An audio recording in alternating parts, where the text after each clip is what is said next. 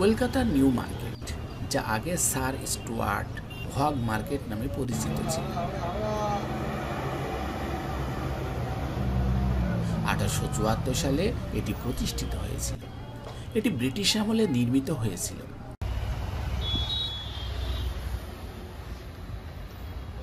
এবং এর নকশা করেছিলেন ইস্ট ইন্ডিয়ান রেলওয়ে কোম্পানির স্থপতি রিচার্ড রোজকেল ব্রেইন।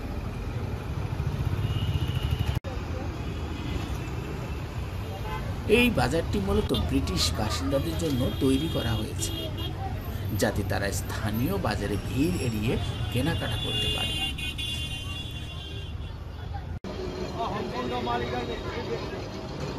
বর্তমানে এটি কলকাতার পৌর সংস্থার অধীনে রয়েছে এবং এখানে প্রায় 2700 দোকান রয়েছে। এটি কলকাতার অন্যতম ঐতিহাসিক স্থান।